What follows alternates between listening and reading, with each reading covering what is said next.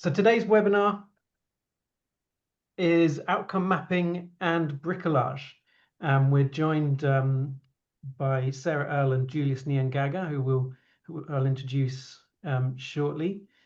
But today's webinar really follows from the last one that we had, which was introducing this idea of bricolage.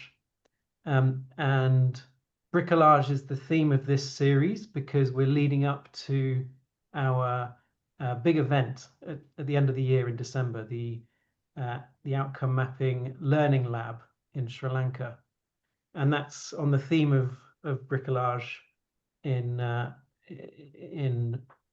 MEL methodology. And so we heard in the last webinar from Tom Aston and Marina Apgar, and they were talking about a paper that they'd written a couple of years ago now, introducing this idea of bricolage and putting forward some questions for the evaluation community to think about what does it mean to design methods that don't just stick to the confines of an individual method, but start to pull methods apart and mix and match and create new methods from existing methods. So that's the idea of bricolage. And we're following that with this webinar about outcome mapping and bricolage. And the reason is because after that webinar with Tom and Marina, it struck me that outcome mapping itself, the product of a bricolage process, it didn't just appear out of nowhere as a fully fledged methodology. We've got the manual and it presents this method, but it didn't just arrive like that. It developed over a period of time, at a time when way before I was ever involved in outcome mapping. But also since the development of the methodology, it's continued to undergo adaptation, development, combination with other methods.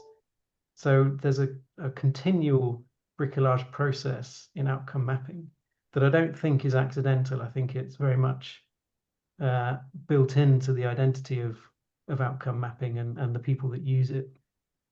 So we are exploring this idea today with two very esteemed colleagues.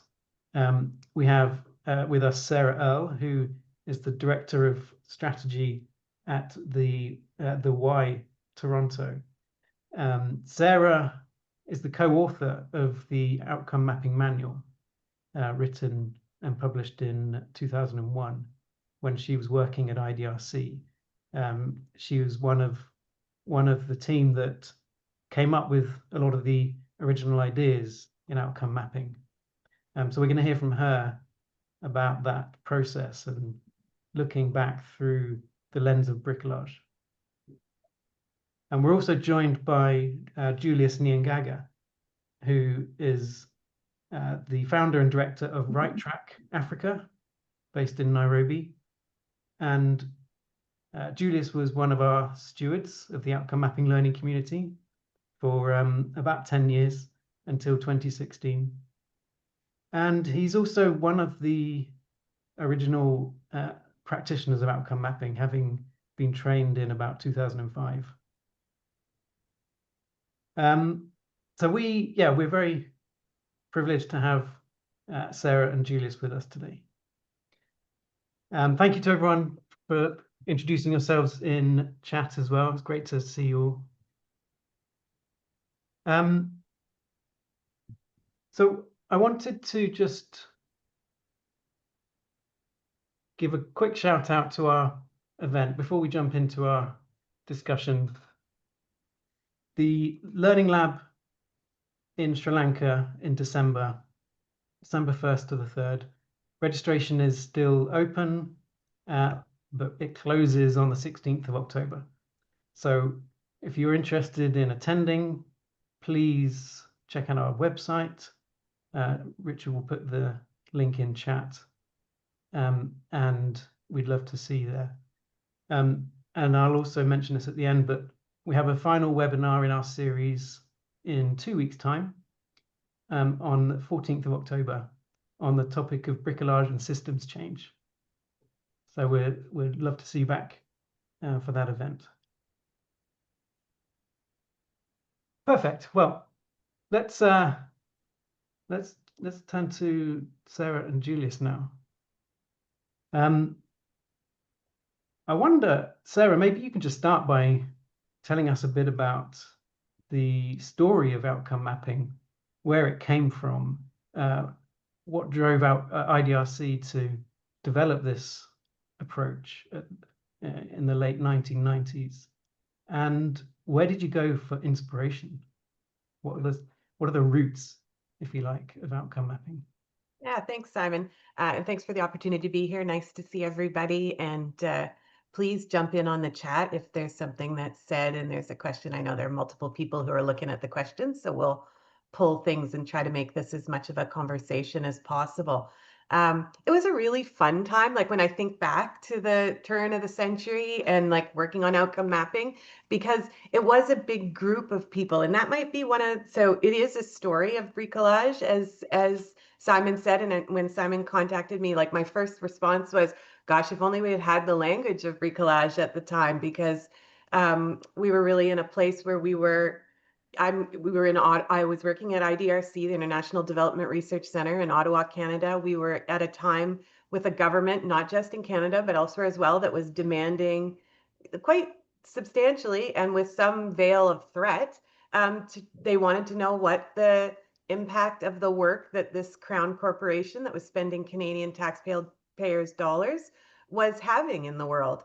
And IDRC, some of you may or may not know it, supports development research around the world and supports researchers and research networks around the world. And those are not easy or straightforward things to measure and assess the difference that they make. And so we were in this situation of need, and I was like I get to say, I guess now, like a young intern who was working and just starting my career, and frankly didn't know anything about evaluation. So I was learning as I was doing it. And so I was spending my time looking around conferences, papers, online, trying to figure out, like, are there any solutions out there to this issue that we have? It was already a pretty, like, the organization was open to evaluation. It was an organization that was open to learning, to partnering with thinkers and doers around the world in trying to solve problems. So we sort of approached outcome mapping and the challenges we were having with that kind of mindset as we were going forward. And this is sort of, hopefully this doesn't sound like, when your auntie invites you over to tell you about her latest vacation. I'll tell you a little bit about some of the kind of people we met along the way and the ideas that they shared with us and how that helped us in building kind of their origins of outcome mapping. IDRC and the partners in our approach to evaluation have been heavily influenced by Michael Quinn Patton and utilization focused evaluation. So everything we did was sort of useful and pragmatic. It was sort of built into us. That was, you could say that also about the types of research that IDRC supported. Less academic research, which there is definitely a place for that in the world, but that was not the focus of IDRC. So this, like, trying to understand what you're trying to do. How do you want your planning, monitoring, evaluation, learning to be used? And being very clear about that and understanding that evaluation is a public good. That was sort of built into us. I would also say, although Michael didn't yet have the language of developmental evaluation, the way we approached evaluation was a developmental evaluation approach. So again, those are like ideas that are kind of percolating in the background, and that we couldn't imagine doing any evaluation work or planning, monitoring, evaluation work without those at the core of it.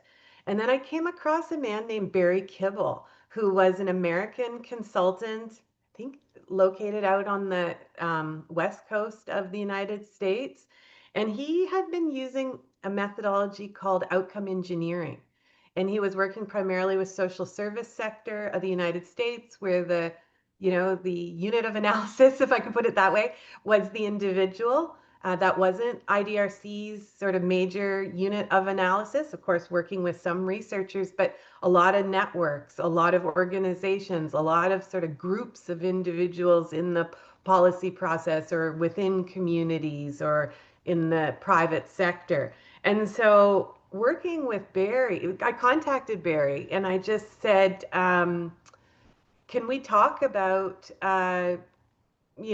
this methodology that you have? And I read and I pitched it, and then we ended up engaging with him over a long period of time to try to figure out what could we learn from what he was doing and what could we bring what we knew. And so it started this journey of working with people, bringing people together. We would encounter an issue and we try to figure out how do we solve it together. So I think what Simon described as this mixing and matching bricolage is trying to make sure that we did not, that we didn't just put something out there to put something out there. We were trying to solve a need that a lot of people also had. So not only IDRC partners or like grantees, but also other organizations as well. So that brought us into this sort of building of a community almost from the outset.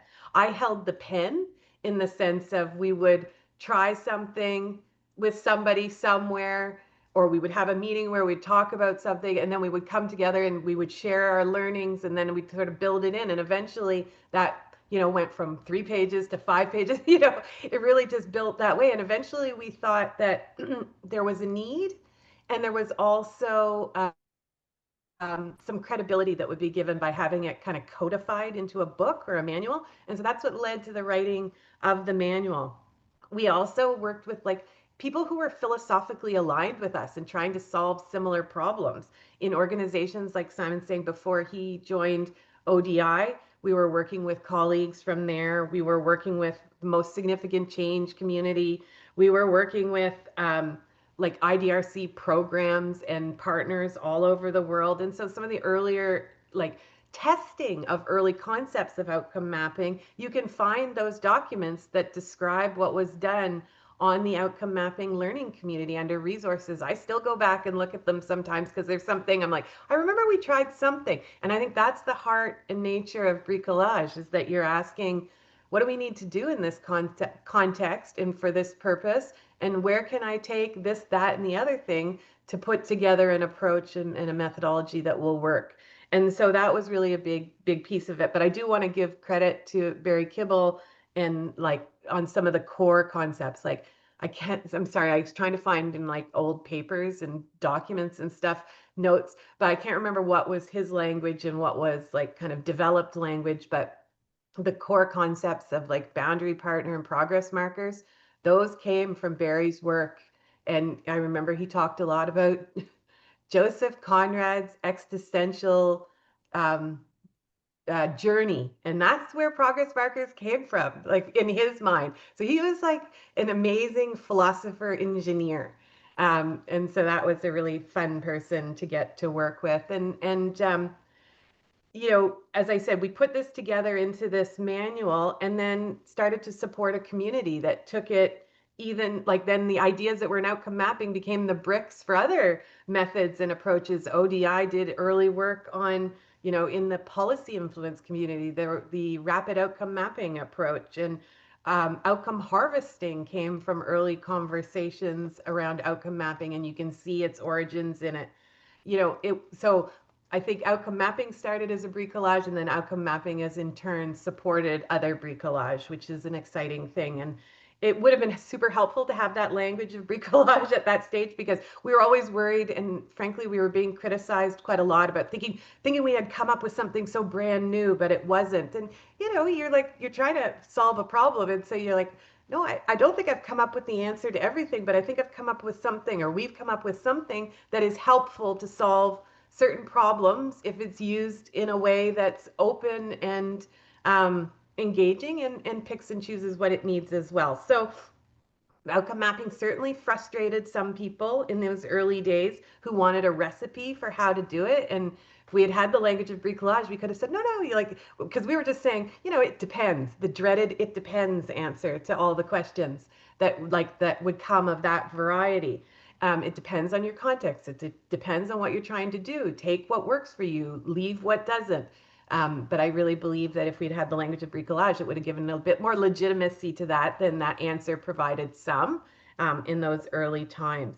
And I just wanted to sort of end the like when I'm thinking about this early time and frankly what I've watched over the last 20 plus years with outcome mapping is the characteristics of those who kind of like outcome mapping and use it and are comfortable to use it in an open source way, which is also some of the language we tried to use at the beginning to help people not be frustrated. But like there's this, whatever the need is, so the characteristics I see, like a drive by what is the need and what is the intended use and the intended user and what will be appropriate for them. Like that sort of sits with everybody. There's this curious, open-minded mindset where people are like, yeah, okay, I'm trying to fix this and I'm going to do it in the best way I can find available, and I'm not going to get hung up on that there's a right or a wrong way to do things. And then the third thing I would say is they're like creative problem solvers. So if you see yourself in any of those descriptions, probably makes sense that you found a community of people around outcome mapping, outcome harvesting, and all this other suite of approaches and methods that it resonates for you and it resonates for us as well. So really glad to have a chance to chat with you about the origins of outcome mapping. Yeah, thanks. That's fascinating, and some interesting insights about what was happening in the corridors of IDRC back when these ideas were being formed. So I guess you described outcome mapping as a sort of open source approach, and you published the manual, made it available for free to download, and as you mentioned as well, IDRC supported the outcome mapping learning community when it was established in about 2006. So I guess those were conscious decisions to sort of support the sort of outcome mapping, sort of fleeing the nest and going off into the community and finding new places to sow seeds. And I guess, I mean, that analogy of sowing seeds might be a good one, because what surprised you about what bloomed from all of those, from that pollination of letting outcome mapping go? And it's been nearly 25 years. What surprised you the most? Yeah, I mean, I think the all of it, really, like honestly, when you're just like a young intern who's working on something to try to solve a problem in a particular little organization in a particular little place, the fact that anybody else was interested was a surprise. But it's really the bricolage of outcome mapping itself that's the surprise. Like when I think about all the different ways it's been pulled apart, all the different ways all the different purposes it's been used for, all the different contexts it's been used in, like that's the surprise. And I can, I'm endlessly nerdy on this kind of thing, so I can find like any context, any purpose, any use interesting in and of itself and like learn something from it. But when I think about the extremes, like the things that pop, like the uses that pop into my head immediately that were a big surprise, I remember I don't come from an environmental or a biological, or I do come from a biological background, but that's as a human being. I don't come from a biology background is what I'm trying to say. And I remember having an in-depth conversation with someone who wanted to use outcome mapping to map out and understand the relationships between humans and plants and between plants. So plants as boundary partners with each other that react and change in consultation with one another, and between the humans that were interacting with the natural world as well. And I just remember being like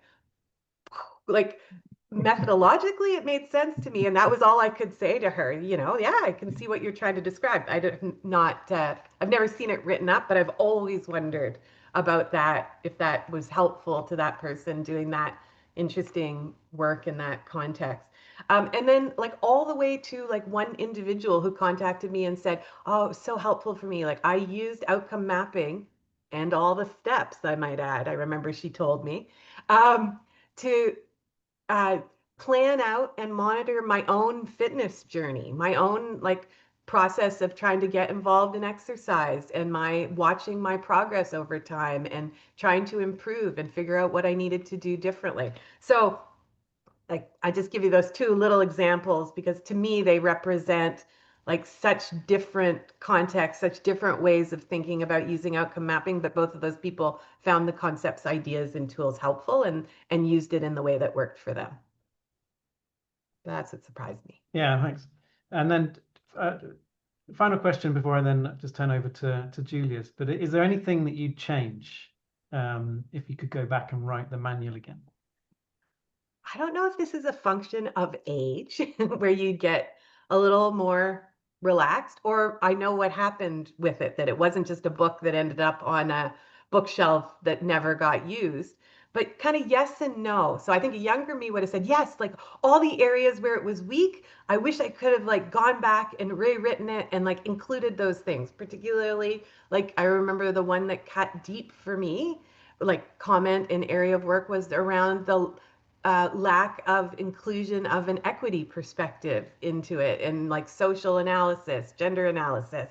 And, you know, I remember thinking, oh, we should go back and we should rewrite it. I probably pitched that idea at the time when it was first raised and people started thinking about it. So yes, younger me would have said that, but no, actually, because it started great work by lots of other people in the way it was put out. It did what it was supposed to do, which was describe some concepts and ideas, put them together, gave credibility. The community came together and started taking forward the work in so many different directions that we never could have imagined. And, you know, 16 manuals have been created with some of the concepts, or, you know, I'm making that up, 16. I should have gone back to the learning community and counted the number of resources. But hundreds and hundreds of resources and examples are available to help people use outcome mapping in ways that we never could have imagined. And if we had waited to put it out at a certain point, I remember we said, we just have to put this out. Like, we have to, like, I was trying to change things up to the last minute, and we just said, no, let's just put it out in the world, and it's time. It's good enough. And I think that's a key piece. It's good enough to help, you know, foment the thought and work that happened after it with the community. It was not just a manual, but it was a community of people working with ideas that were codified in a manual. Yeah, wonderful. Thank you. So Julius, you've been practicing outcome mapping for nearly 20 years, I believe. Interesting reflection from you. How often do you see outcome mapping being applied step by step, you know, as the manual presents it? And what have you seen as the main ways outcome mapping has sort of been applied with other approaches, you know, in what we might call bricolage? Well, thanks a lot, Simon. Very interesting story from Sarah, how this all came about. So I was working with the ILRI, International Livestock Research Institute, way back in 2000, early 2000s. And this is a community of researchers. You know, their main job, their main purpose in life is to generate knowledge, which is very useful. The thing is, what do you do with that knowledge to make a difference? And so we went for this training outcome mapping from ILRI. We were sponsored, 5 of us at the Ottawa, and that's the time I came across the manual for the first time. Or Terry was invited first of all to ILRI. He came with the manual, gave us to read, and went for the training. Came back with this 12-step manual, and I can tell you it was very interesting in itself, and we should have followed it to the letter. But immediately there was a kind of reluctance to follow those steps immediately. I mean, that was like every time you present those steps to any team or any community that wants to use outcome mapping, there is always the interest to modify it. That came across to me immediately. I brought it back to ILRI when I was working with the research teams, when I was working with the stakeholders who now also invited me to their institutions to do outcome mapping, the interest to modify to make it usable. The initial manual, if you look at it, remember, it's supposed to be a 5-day training and planning workshops. Nobody has the time to stay 5 days in a workshop for that. And immediately say, can you cut it down to 2 days, 3 days? And what do you do to remove that? And so these are where immediately started contributing to modifications. Sarah talked about open source. I think the thing is, the changes are made out of wisdom and cleverness. I mean, this is the reality of life. This is what we have. We have to deal with what we can. And so modifications have been there. 12 steps, no, let's cut down some. Remember, for example, the second stage of outcome mapping journals. and the evaluation planning are not really critically developed during the planning stage. So we say, okay, we'll do that as time goes on. Let's just first of all do the intentional design, the first step. And so those are the kind of changes that came. Then talk about the progress markers. That was the craziest of them, 12 progress markers, 4 for expect to see, 7 for love to see, like to see, 7 for like to see, and 3 for love to see. First of all, even the difference between those progress markers was a nightmare to a lot of things. A lot of people say, okay, what is the difference between each step? Now we had to grapple with those things. So even those ones, the long range, the distinct differences became a nightmare. And some, okay, why don't we just have 3 types of changes, okay, and say that. So modifications have been there. And the thing is, they are done not necessarily to undermine the program, but to make it more practical, more usable, and like you've just said, linked up to other project planning methods. The time when outcome mapping came in, of course, up to now still, the log frame still rules large. The results framework are still there. Theories of change are there. What I've seen is people take the thinking and the principle and philosophies of outcome mapping and bring into those. What do these results mean? One big value I've seen is, from outcome mapping, which I still find very valuable, is being distinct about what we mean by outcome results, being actor-oriented, actor change-oriented, and an external actor to the project implementer. So whatever method you're coming in, outcome mapping brought that language, the thinking, that if you're talking about outcome results, it's about who are we trying to work with, who are we trying to support, and what kind of change are we looking at? And so that language came in to really help not only to define or describe the results, but even in many matters to identify the indicators that will be used for tracking or evaluating and stuff like that. So that's what I've seen over time, and I think I've found that very valuable. So those are the many changes I've seen coming that we've been hard to apply as teams as for our assistance. Thanks. Yeah, thanks, Julius. And what do you think makes outcome mapping suited to bricolage, to using in different contexts, to adapting and to working and using with other approaches? And also maybe what do you think some of the challenges are in using outcome mapping with other approaches? So immediately, okay, I agree with Sarah. The thing is, when they develop outcome mapping, and like I said earlier on, the central value of outcome mapping is looking at actor transformation, actor change, actor behavioral change. And I think when we got the manual, when we started learning about it, it was so easy to just say actor. You say, who is my boundary partner? And what kind of change are you talking about? But the moment you bring that aspect to project planning for any context, and you tell them, define who your actors are, the range of actors is too many. I mean, it's too diverse. It's from an individual to an office or an institution. Sometimes even a system has been in, I've worked with projects that have talked, can we describe that system as a boundary partner? Now, that alone, that variety of actors, and what those actors mean when it comes to the progress of change, whether you call it knowledge, attitude, practice, or love to see, expect to see, life to see, really needs a varied ways of planning ahead. I mean, what does this mean? If this actor was to change this way, or we are supporting this transformation of change, what will it take? That variety of actor types lends itself to the bricolage thinking. And I wish we had it at that time. I wish we had that thought that you can bring in different combinations of stuff. And we actually probably did. We really did that. We didn't just know it was bricolage. If you're going to change, if you're going to plan for and monitor change, say, for example, in a farmer group or a group of elders or a team of nurses in a community or a government office, what you're going to look for in behavioral change is going to be so diverse, and it will require different ways of thinking, of the progress markers, of the progress indicators and stuff like that, and how to track them. That already makes outcome mapping a very ideal candidate for bricolage thinking. And I was also happy that this kind of thinking is coming in now, because that is the end. That is the reality.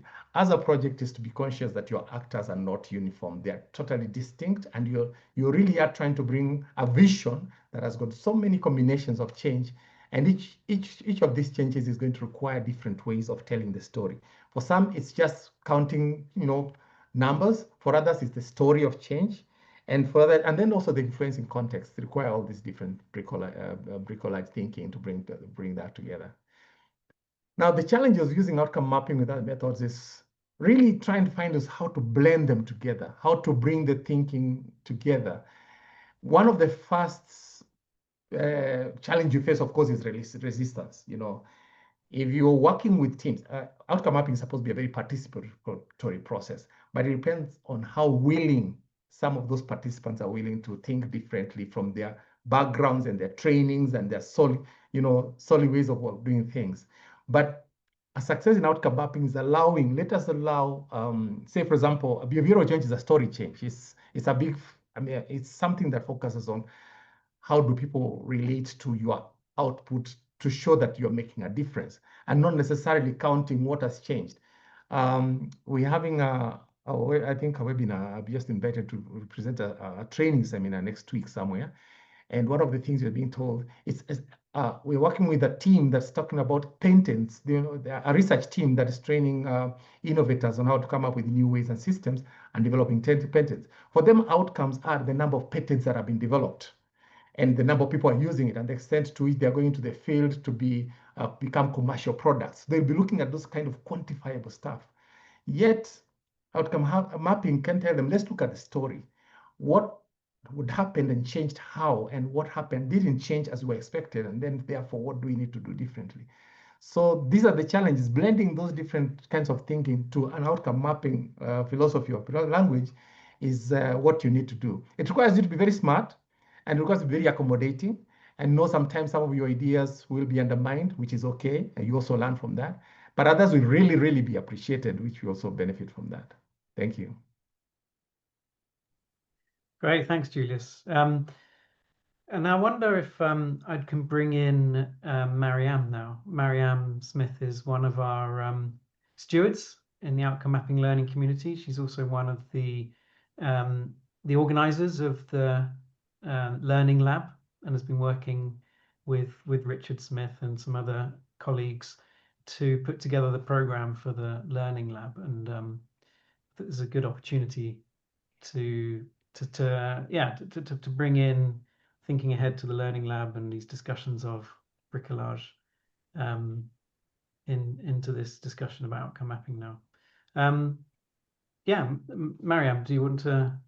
Yeah, it's really fun to be able to have this conversation and hear from both Sarah and Julius.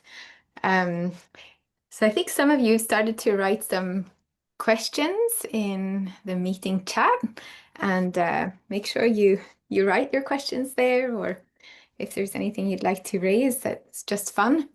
As we're waiting for some more maybe to come in, just one question I have for you, Sarah, maybe first is, what do you think really made outcome mapping fly? Like, how did it become spread around the world and support people, do you think? What is it that made it possible?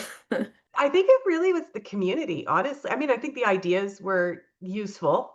Like you have to have something useful, kind of as Julius was describing. If you're trying to kind of commercialize something or you're trying to spread an idea, it has to be solving an issue that lots of people in different contexts are dealing with. But I really think it was the outcome mapping learning community that made it outcome mapping what it was. IDRC probably gave it some credibility and some resources, which other methods that are equally great and useful, especially if they're taken as pieces, didn't have that same kind of institutional support. So I'm not going to deny that helped. But I really think it was the people who were willing to kind of put it into practice in their organizations, in their projects, in their evaluations, in their planning. I love the way Julius described that, sort of the early reactions people tend to have. Sometimes they appreciate what you're sharing, sometimes they don't, which is kind of the case of all evaluation work. But I think what really helped it fly was just this community of people who are like, let me share, let me try something out, and let me take the time to share it back with others. And I think that continues to today. And that's sort of the essence, as I understand it, of like the learning lab. It's an opportunity to kind of come together and do that same thing again. Interesting, yeah. Both of you are expressing this openness that we have with the method. And I think that the community is wanting to encourage as well, making it useful. And you mentioned about the utilization focused evaluation being one of the foundations there. We got a question in the chat saying, how might we adapt the approach in less than ideal circumstances? For instance, when it is not feasible to organize a collective workshop, and when monitoring resources are so limited that all data must be gathered by a small team of evaluators. Any suggestions on how outcome mapping can be adjusted or streamlined? Any of you want to? I could give just a very quick example of something I did recently. I was involved in an evaluation where I was just advising a group of evaluators who didn't know outcome mapping or outcome harvesting or anything like that. And it was in West Africa. There wasn't any travel. And all I did was I used the concepts of outcome mapping in my review of their data collection tools, so their observation tools for meetings, and I tried to insert some of the concepts without any of the language of outcome mapping, some questions, some issues for them to look at in their rubrics, in their framework for reviewing documents, in their interview questionnaire, adding a few questions that would help them probe into the issue of relationships and behavior change. And trying to understand themselves as part of the system of change. So that was like, I think that's almost always possible. If you have people involved, you can add it into your existing tools and instruments.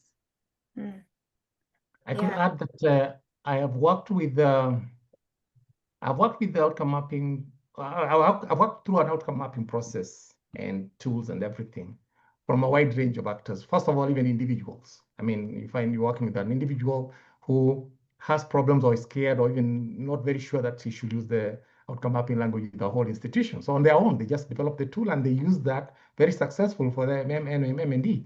And then they sometimes in another team, they've expanded out not just from an individual, from the evaluation unit on their own. So the thing is, don't be challenged. The thing that it always has to be a big team. The thing is the thinking that helps you to come with a very effective monitoring tool. And the more people know about it, the better. But doesn't mean that you can have people you can't use it. So just expand it to the extent that is possible and acceptable. But as long as it really builds a lot of value to your M&D, that's all that matters. So this kind of connects to another question that's come in about how outcome mapping differs with other methods. And I guess just linking to what you just said, so if we can just take, Sarah, you said take some concepts or making it feasible, Julius, to that context.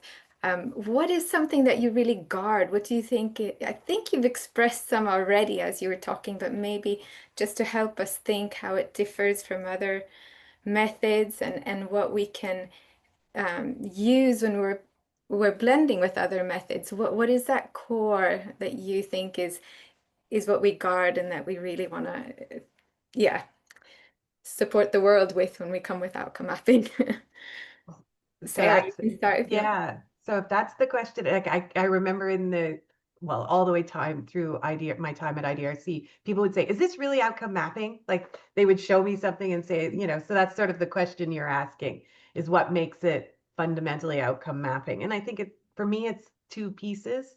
One is this, as Julius was saying, the actor-centered approach, trying to understand behavior change in a variety of different ways.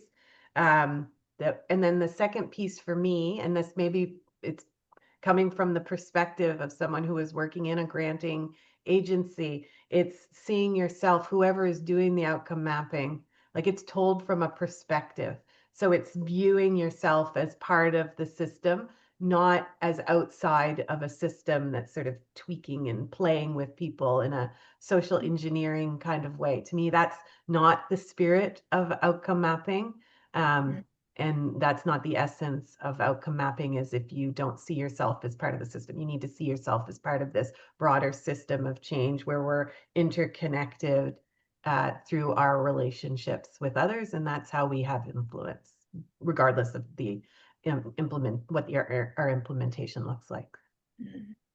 Yeah, so there's a whole nother I think, then. Yeah, Julius, what do you want to say?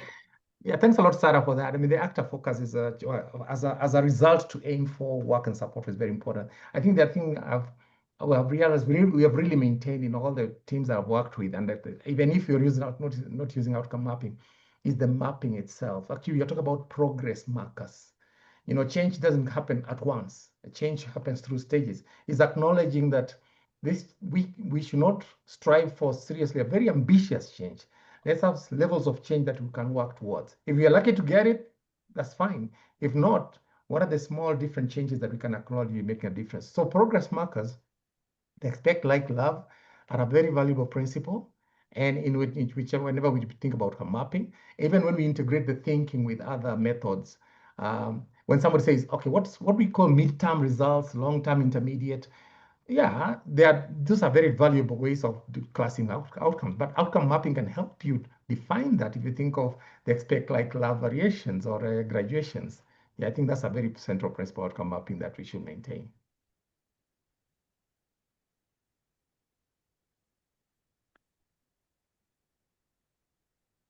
Great, thank you, Julius. It was breaking off a little bit, but something that I heard, maybe it wasn't breaking up for other people, but you were expressing the small changes that are valuable that outcome mapping really pays attention to and allows us to explore and to express.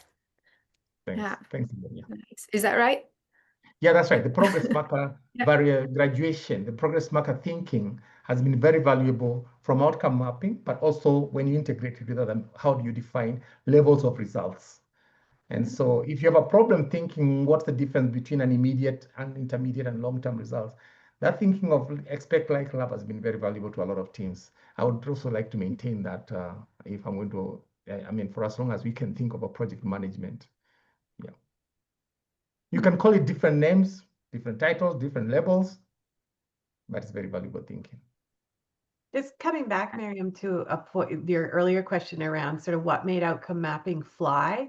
So the language is crazy, like, and it's crazy in all languages. I certainly saw it translated and interpreted in many different languages, and everyone in every language is like, boundary part, this is crazy. But I think the point remains, like what Julius is saying, the fundamental concepts, whether it's like, you know, you can use, systems thinking, systems approaches can be quite, in my opinion, intimidating, complex, kind of difficult to figure out how to use them, and some other methods as well. And I think once you understand the essence of outcome mapping, there's like a simplicity to it that if you can explain it to people without the language, it can work really well. And it can help, particularly people who are delivering programs on the ground, seem to get outcome mapping ideas very easily because it's how they think, whether it's like they think about multiple different interventions to achieve a result, which is what the strategy map is trying to do, or as Julius is describing, they think about change incrementally. They don't just think about like, I'm at point A and then I'm at point B. No, they think about the steps that are needed along the way. Outcome mapping has the progress marker tools that help you think about that. They tend to think about who they connect with and why, and how those people can influence the systems in which they operate. So I just want to kind of, I know it's coming back to an earlier question, but building off of what Julius was just saying. And it's just interesting, the timing, because that's my experience as well, that works so well in grassroots, even from grassroots level, working with communities, and my personal experience with Indigenous people, which is interesting because we got a comment coming in here from Druba again. She says, saying we are more concerned with community-focused evaluation so that the Indigenous systems are incorporated into mainstream evaluation. How do you make them possible to incorporating Indigenous knowledge into outcome mapping? So I'm sure one of you would like to respond to that. I don't feel competent to speak to that issue. I don't want to pretend that I'm knowledgeable about it. Indigenous ways of knowing, but I would love to hear from anyone who's out on here about what they think and where it resonates. Let me try. I He's think the gonna way take I'm it. seeing the comment, it's like, so in whatever project or programs you're running, Indigenous systems or Indigenous knowledge is a very valuable input. And so when if that is the case, then whatever project or strategy they are developing, then the use of Indigenous, the recognition and use of Indigenous systems, cultures, and knowledge becomes an input. The thing is, once you have that, you can lose it. But then everything else, what happens with that? What extent is that knowledge then used or applied to modify government policies, for example, or get other actors to respond, effectively to what the program is trying to achieve? Then that becomes the goal. We are making sure the Indigenous knowledge is actually acknowledged. So my answer will be, if you have a program planning structure, even if you're using outcome mapping, and especially using outcome mapping, then your use of Indigenous knowledge or Indigenous system becomes an input, and then how that gets used, appreciated, and applied becomes a progress marker behavioral change that you're trying to look at. If the Indigenous knowledge then is not in place at the very beginning, that becomes a target goal. I mean, let actors acknowledge that in this community, Indigenous knowledge is very important. Then it becomes also a progress marker. I would look at it that way if I was to be asked to make sure that we mainstream Indigenous knowledge into evaluation systems. Thank you. And I would just shout out the link that Richard shared earlier on Outcome Mapping Plus. I'll put it in the chat again.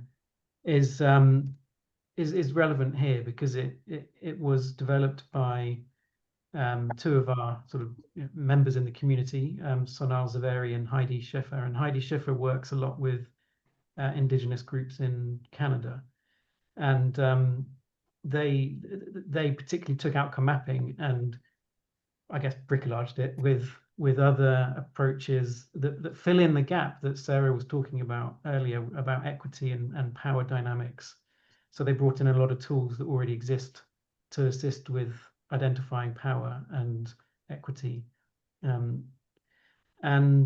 it makes that very explicit in the outcome mapping steps. So instead of just boundary partners, you're actually looking at who are the vulnerable, who are those that are at risk or excluded, and you're trying to explicitly involve them in the outcome mapping process. So that's a resource that I certainly can help with groups if you're working with groups that are sort of traditionally excluded. Hi, Simon. Yeah, there's a couple more questions coming in. Julian really appreciates the journaling step 9, but or likes the idea, but has found it a bit too much of an ask of participants within his context, and asks, could you share some examples where journaling has worked effectively, or conversely, where some periodic participant interviews may have achieved the same goal? Yeah. Does anyone want to respond to that? Mm-hmm. Well, this is one of the steps that I like when I was asked what has been modified when you went to apply outcome mapping. Journaling was quite tough concept to bring about and get to develop.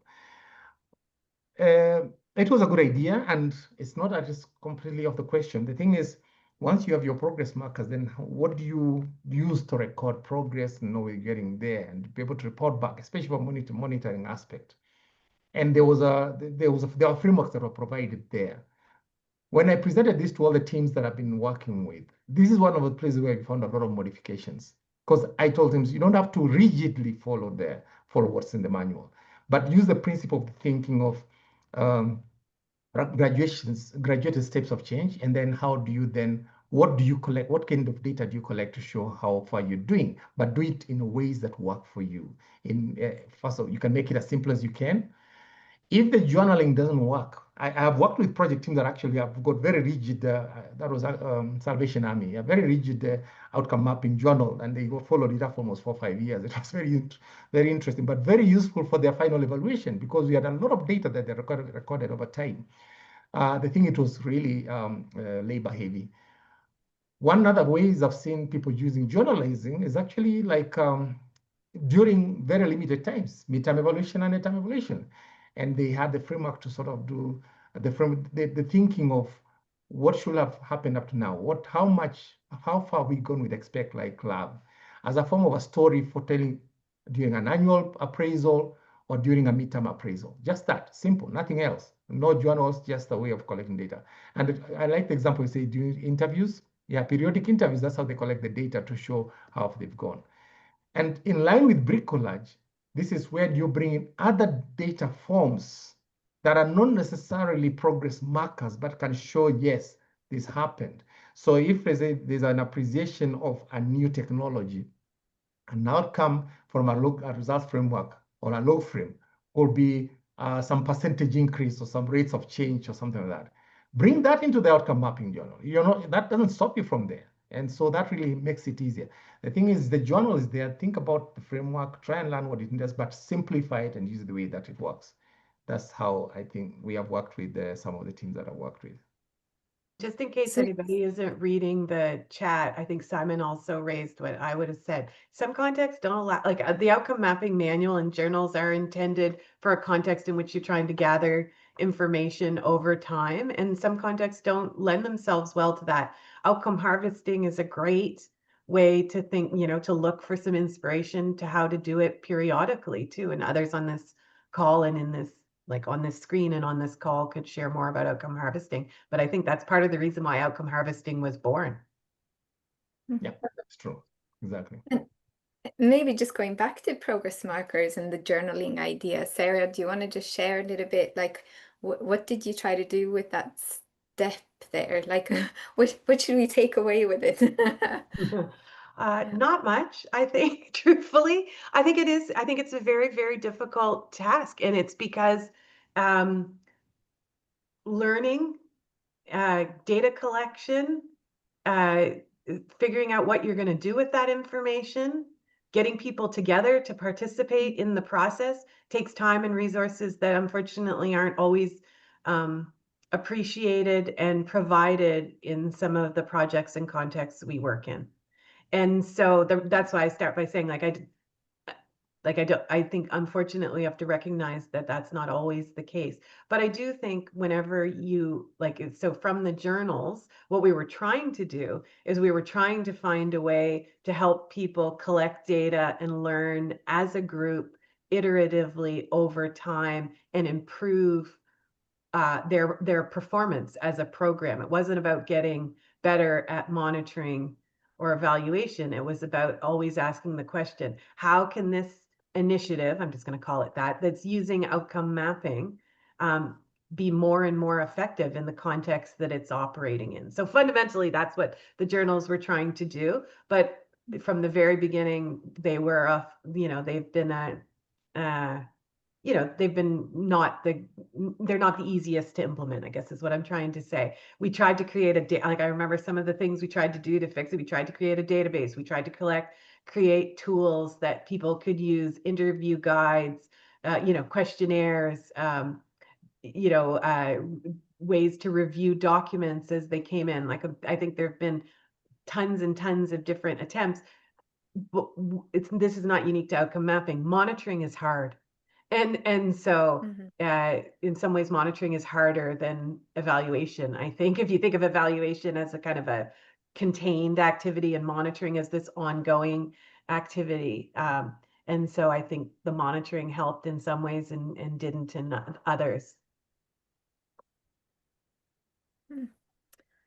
Thank you. There's a lot. Simon, I know the time is ticking. I'll let you. Yeah, time is ticking. And I liked Dhruva's question at the end there, which was how outcome mapping can be used with quantitative methods, because I think that's an area of bricolage that's I think is quite interesting and maybe quite difficult. And yeah, I don't know if it's possible. I mean, the idea of quantitative evaluation often goes against what outcome mapping is trying to do, which was to push against that quantitative culture at the time.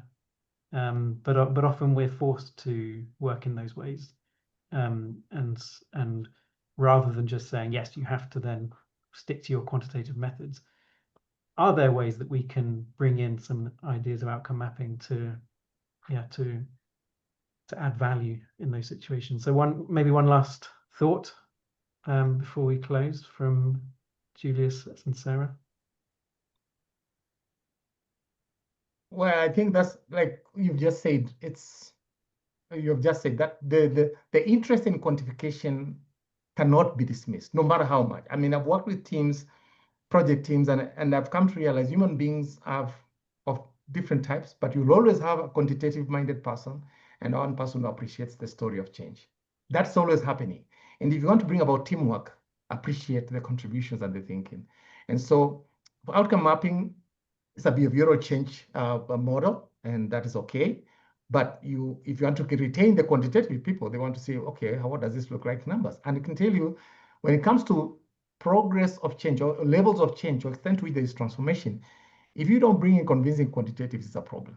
It's somehow you have to bring that into the story. And this is why I'm very interested to see how Bricolage really contributes to that, because we cannot do it just one. It has to be a combination of both. Thank you.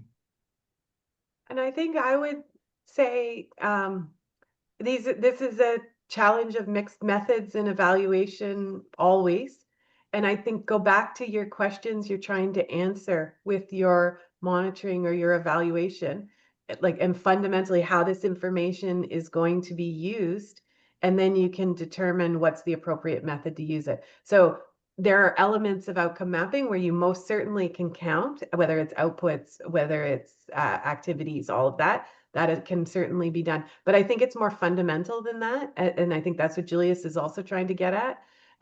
But I do think if you go back to your evaluation questions and say, what are you fundamentally trying to answer here?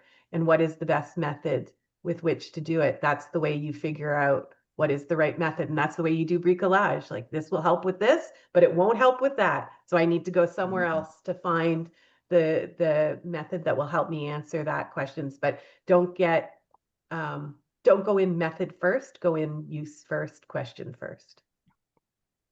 Perfect. I think that's a really nice way of wrapping up today's session. So thank you so much, Sarah and Julius, for joining us today. Thank you for Mariam for moderating some of the questions. And one final reminder, our final webinar in this series is on the 14th of October. We have Emily Gates and Paolo Viduera, who are both specialists in systems evaluation. So they're going to be talking with us. They're not necessarily outcome mapping people. I think they are aware of outcome mapping. So we're going to be talking to them about systems change and bricolage and what makes outcome mapping so suitable for systems change, because it does seem to be mentioned quite a lot in that context. So we're looking forward to that. The website is down below for the Learning Lab. Last few weeks of registration, so if you're interested, please register. And we'll be posting this recording as well as the recording of all the other webinars on that website too. Thank you for joining us today. Thank you for contributing your questions. Brilliant to see you all, and hope to see you next time. Take care. Bye-bye. Thank you so much. Thank you so much. Bye.